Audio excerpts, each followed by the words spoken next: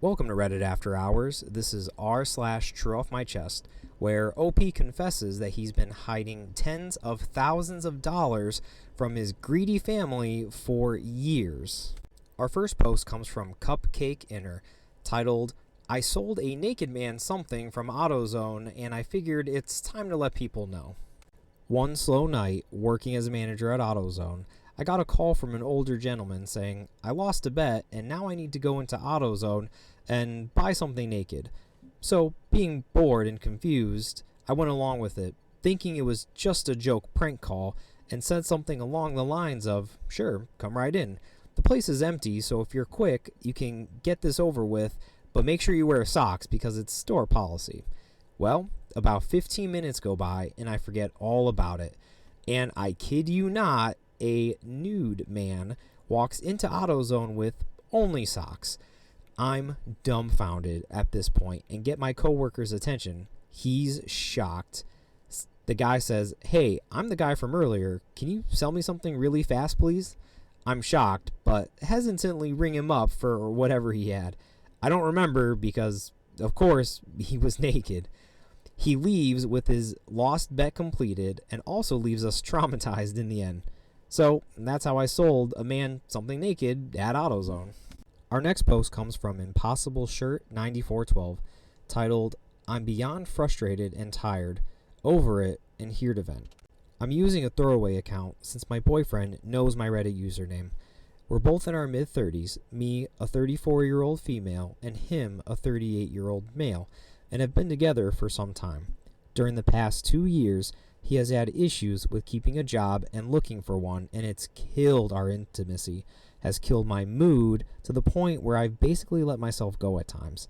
Since all he does is drink coffee with his friends daily and plays video games instead of looking for a job, I have to do all of the housework along with working full-time and cooking.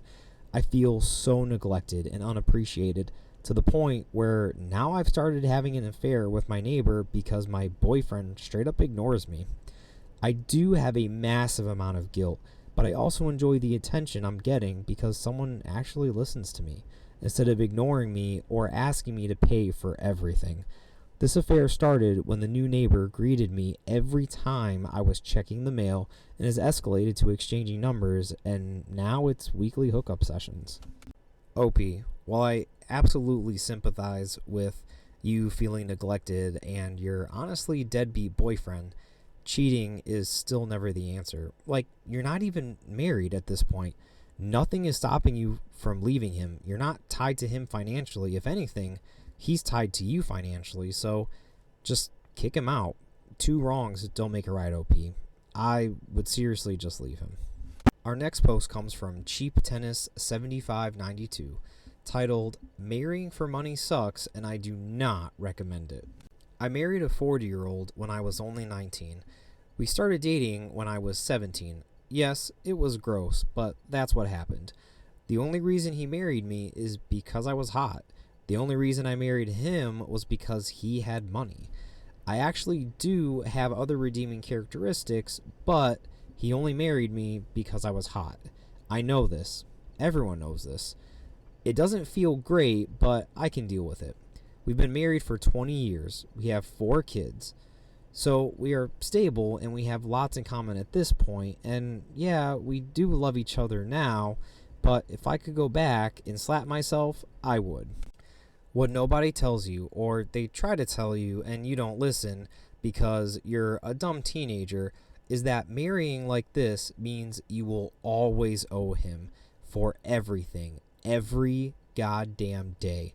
Not just in the bedroom, but in every other matter in your life. The stuff you never imagined someone else trying to decide for you, and you just don't owe him for the money. It's a lot heavier than that. He'll never say it out loud, but you'll know the deal. Fundamentally, it'll always be unequal. He'll pull rank at the most random times, and it will make you feel like you're falling through the floor. Don't get me wrong, I don't hate my life or anything. I accept that I made this bed, and I have to lie in it, but I wouldn't recommend it to anyone else. My oldest daughter is 2 years younger than I was when I met my husband, and I can't even imagine that happening to her. OP, it sounds like you learned a very valuable life lesson. I'm not trying to dog on your life decisions because you're an adult and free to do whatever you want with your life, but you're right. I don't think I would want that for my kids either. Our next Reddit post comes from Adventurous P6277, titled, I should have left him 3 years ago and now I'm marrying him. I need to confess something, and I know people might have their opinions about it. I've never shared this with anyone before, but I really feel like I need to get it off my chest. I'm getting married in a week, but I've been carrying some unresolved feelings since the day he proposed. I, a 29-year-old female, am marrying a man, a 34-year-old male, who I love, but I'm struggling with deep insecurities. I've never cheated on him. I've always been honest and loyal, but he emotionally cheated on me. He was texting another woman, making inappropriate comments, and even saying that he wanted to sleep with her at times. At the time, I was ready to leave, but he convinced me he would change. He has been better the last 3 years, but I still carry this nagging fear and doubt in my mind. What he did really affected me. It hurt my self-esteem, my confidence, and even my sense of self-respect. I feel like I allowed myself to stay, and that's something that I struggle with. He is a good guy, genuinely kind and loving when he's with me, but I can't shake the anxiety about what he's doing when I'm not around. Who is he messaging? Who is he liking or hearting on social media? It's like I don't fully trust him, and that really hurts. Maybe I'm overthinking things, or even being irrational, but I feel like he's the one who made me this way. I'm ashamed of how I've let this relationship affect me and how far I've let it progress, and I feel like I'm too far in to back out now. Instead of constantly asking myself if I'm making the right choice, I tell myself, make the right choice. So I'm trying to just enjoy the connection we have and push my doubts aside. But deep down, I wonder if I'm the right person for this relationship, especially considering his narcissistic tendencies.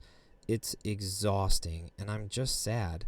I don't know what the future holds, but I'm trying to make the best of it. Then we have an edit from OP. Edit. Thank you all for your comments. I still have some unresolved feelings. Per this thread, I was just confessing how I felt and my thoughts. As all of you recommended, I confronted him with my issues and we talked about it, but per usual, our argument never got resolved. He won't agree to couples counseling and he won't agree to an open phone policy. I do not know if I'm strong enough to break this engagement, and if I do break it, a huge part of me feels like I'll regret it. Because after all, he does treat me well, but it's the respect that I don't know if he's giving me, and the respect that I deserve, and the respect of my boundaries. He says I'm being petty, irrational, and crazy. Maybe I am. After all, it's just messages. But the nagging feeling of would he ever get so far as to physically cheat is what's killing me. All the lies and the lies are the worst. I hope we come out of this stronger than before, but until he meets me in the middle and agrees to have an open phone policy and couples counseling, I don't know if we'll survive. Thank you all for the comments and the DMs. Does anyone else think I'm being controlling? Be honest. OP, you're not being irrational and you're not being crazy. Emotional cheating is still cheating. And I guarantee you he doesn't want to agree to an open phone policy or couples counseling because he's still doing it. He thinks that because you didn't leave him the first time, he can just do it again and you're still not going to leave him. OP, you need to get out of this relationship. On a lighter note, our next post comes from It's Vandigo, titled, She Had No One Under 6 feet in her bio. I've been 6 feet for 3 months and she has no idea. Look, I'm 5'10", not short, but not quite 6 feet, which for some reason seems to be the magic number on every single dating profile. I swiped right on this woman who literally had "do not even bother if you're under 6 feet" at the top of her bio. I almost left, but then I thought, how hard could it be to stretch 2 inches? So I committed myself. Every morning I hang upside down for 15 minutes like I'm training to be Batman. I only meet her in the morning or early afternoon before gravity has time to ruin me. On top of that, I wear lifts that give me another inch. At this point, I'm practically on stilts, but I hit the 6 feet mark. We've been dating for 3 months now. She still brings up how glad she is finally able to meet someone tall. I just nod and pray that she never catches me without shoes on. Edit. Is this sustainable? Probably not, but I'll cross that bridge when I can comfortably do it at 5'10". Our next post comes from Key Sample 3783, titled, I, a 20-year-old male, have been hiding tens of thousands of dollars from my parents for years. At the start of high school, I was pretty broke, as many high school kids are. To gain more freedom, I worked hard to start my career as a 3D artist, and I was making a couple of $100 every few weeks at best during most of high school. Even with how little I made compared to how hard I worked, my mom and stepdad would pressure me to chip in for the groceries and mortgage payments. Keep in mind, we aren't poor or anything.